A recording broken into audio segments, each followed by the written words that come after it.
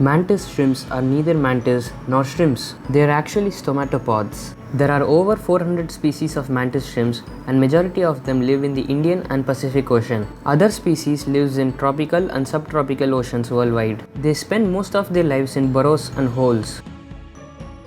There are over 400 species of mantis shrimps, and depending on the species, their size can range between 6 mm and 38 cm. Mantis shrimps are classified into two types based on their claws, spearers and smashers.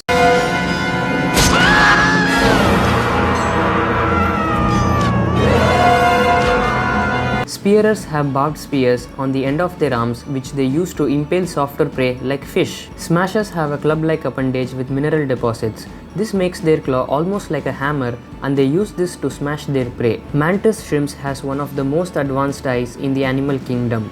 Each eye possesses trinocular vision. This means that each eye can see three parts of the same image, giving them an excellent depth perception. Humans have 3 photoreceptors in their eyes, while mantis shrimps have between 12 and 16. Research shows that mantis shrimps may not actually see that many more colors than us, and the increased number of cones is because they process the information in their eyes rather than sending it back to the brain like we do. They can also see UV and polarized light.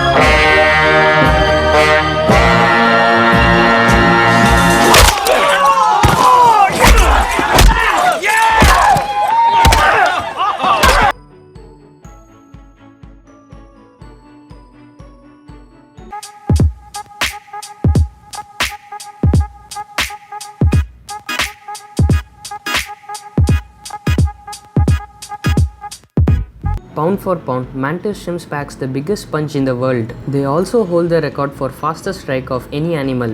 When striking, the arms move at 20 meters per second or 45 miles per hour, but their punch has the same acceleration of a .22 caliber bullet. In fact, their spring-loaded club strikes 50 times faster than we can blink. The smasher delivers over 200 pounds of force on impact and moves so quickly it literally tears the water apart. For a moment, the surrounding water reaches the temperature of the sun.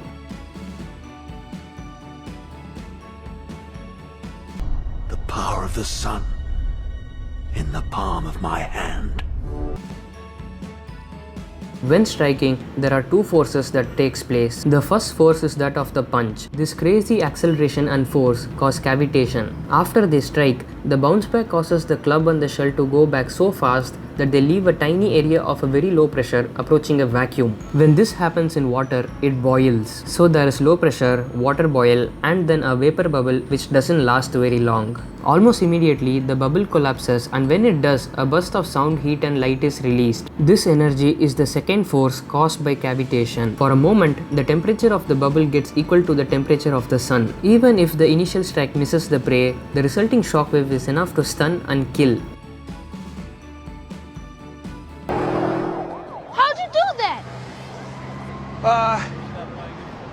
Work out, plenty of rest, you know, eat your green vegetables. That's what my mom is always saying. I just never actually believed her. They contract their muscles, pulling the arms back.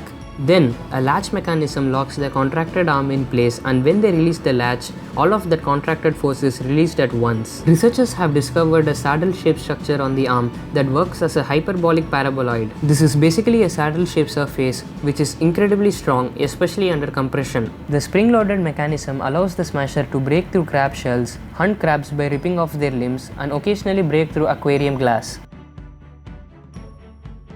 Most species are solitary and highly territorial. They defend their burrows from other animals and rival shrimps. Smashers prefer prey with hard shells like snails, oysters, crabs, other crustaceans, and mollusks. Spearers cannot pierce through tough outer shells and thus primarily feed on soft-bodied animals like fish.